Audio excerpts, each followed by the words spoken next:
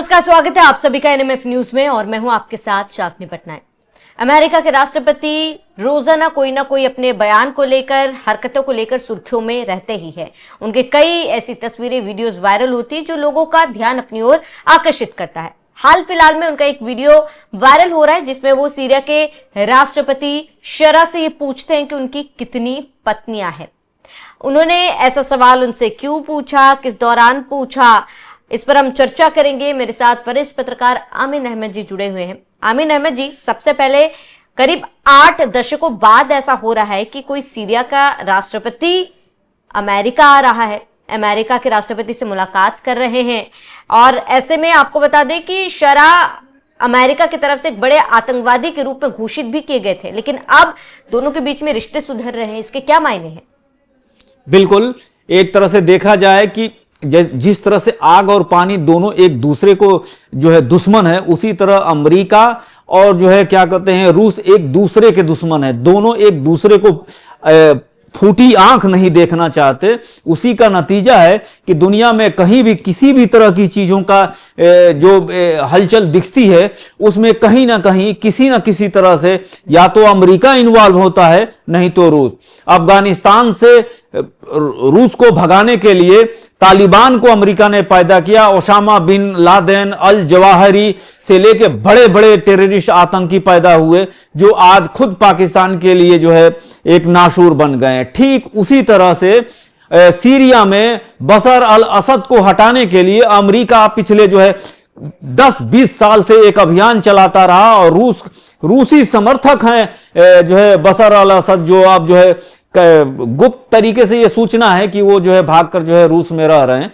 लेकिन इसी बशर अल असद को हटाने के लिए अमेरिका ने लाखों डॉलर जो है खर्च किए और अल सुरा जैसे आतंकियों को पैदा किया या और भी आतंकियों को पैदा किया। लेकिन बाद में यही आतंकी जो है अमेरिका के लिए जो है नुकसान देने लगे, तो यही अल सरा पे जो है 1 करोड़ रुपए का इनाम रख दिया। लेकिन आज परिस्थितियां और समय को हमेशा से कहा जाता है कि बलवान होता है। आज ऐसी परिस्थिति आई कि अमेरिकी राष्ट्रपति डोनाल्ड ट्रंप जो है सीरियाई कार्यवाहक राष्ट्रपति अल सरा से जो है मिलने के लिए ओवल में मौजूद थे।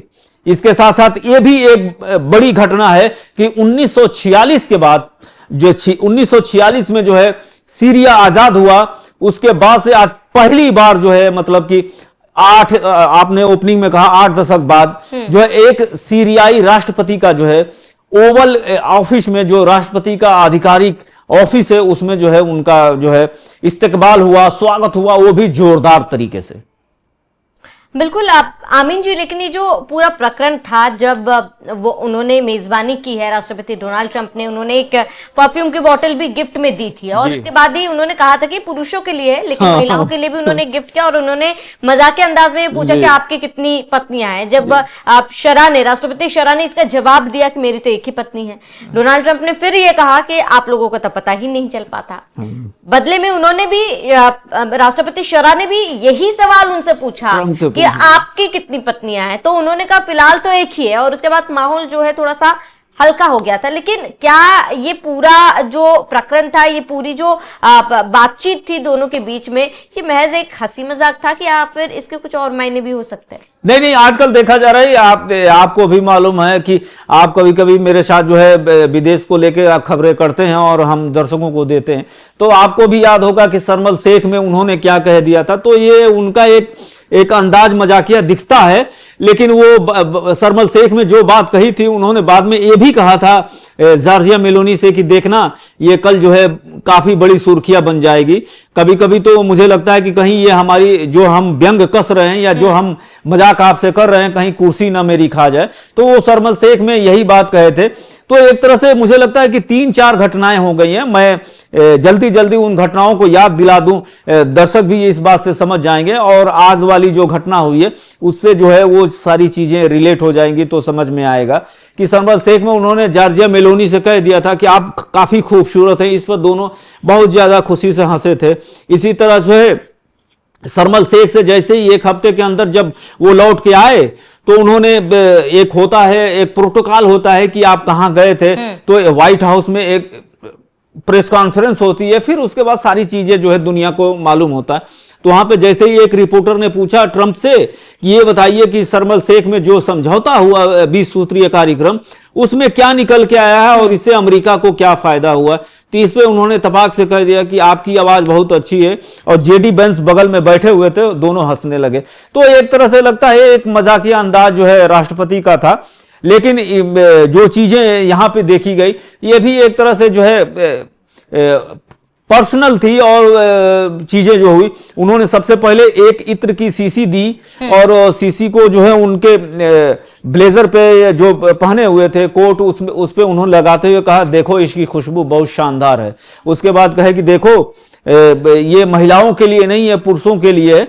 और इसी बीच में ये जो है हंसी मजाक ठिठोली चलता रहा। अभी तो ये आधिकारिक रिकॉर्ड नहीं आया है, लेकिन मीडिया ने इसको जो है, अमेरिकी मीडिया ने इसको जो है एक दूसरा रंग देते हुए कि राष्ट्रपति जो है इस तरह की बात कर रहा है, इसको काफी सोशल मीडिया में वायरल कर रहा है। और इसकी एक फुल जो है व्हाइट हाउस से एक बाइट भी निकली हुई है, जो बाइट सोशल मीडिया पे चल रही है कि हंसी मजाक में ये बातें सारी कही जा रही है। लेकिन उसमें एक बात बड़ा ही दिलचस्प देखने को मिल रहा है कि जैसे ही अलसरा पूछता है कि आपकी कितनी पत्नियां हैं, तो वो थोड़ा झेप जाते हैं, क्योंकि उनकी तो कई शादियां हो चुकी है और वो काफी वो सेटल हो चुका है। अब जो है उनकी नई पत्नी जो भी है मिलेनिया, और जो बातें हो रही है, तो ये सारी चीजें एक तरह से थोड़ा सा, कुछ लोगों का हर एक मत का दो पक्ष होते हैं। या तो कुछ लोग इसे समर्थन करते हैं और कुछ लोग इसे कहते हैं कि ये तो आदत सी बना ली है, गंभीर रहना नहीं जानते। तो यही है। लेकिन इधर भी जो उनके और अलसरा के बीच में, ट्रंप और अलसरा के बीच में जो बातें हुई, वो काफी सोशल मीडिया पर दिलचस्प तरीके से लोग मजे लेके पढ़ रहे हैं और अपना कमेंट दे रहे हैं। बिल्कुल। और अब इसके साथ ही आमीन जी, क्या इस मुलाकात के कोई अन्य मायने भी निकाले जा सकते हैं?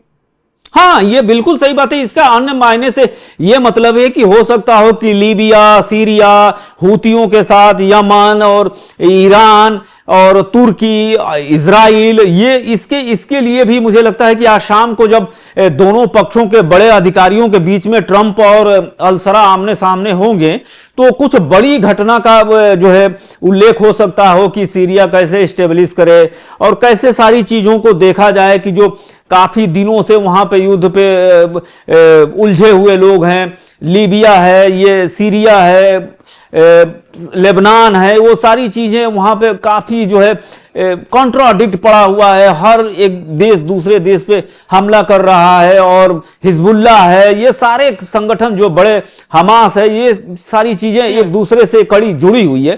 तो ये मुझे लगता है कि शाम को या कल सुबह जब फिर दोनों एक दूसरे संयुक्त प्रेस कॉन्फ्रेंस करेंगे, तो पता चलेगा कि आखिर अमेरिका जो है सीरिया को क्या चीज दे रहा है, जिससे वहां की सीरिया के हालात को सुधरे। इतने दिनों से युद्ध चल रहा था, और लेबनान को लेके भी कुछ बातें होंगी कि हमास क्या कर रहा है, जिसको जो है ईरान समर्थन करता है। बिल्कुल, ये देखना महत्वपूर्ण होगा कि अमेरिका और इसराइल की जो मुलाकात रही है, इस मुलाकात के क्या कुछ मायने हैं, किन किन मुद्दों पर दोनों राष्ट्रपतियों के बीच चर्चा हुई है, क्या बदलाव हो सकता है। फिलहाल आप सभी का इस पूरे मामले पर क्या कहना है, हमें कमेंट कर जरूर बताएं। साथ ही बने रहिए एनएमएफ न्यूज के साथ।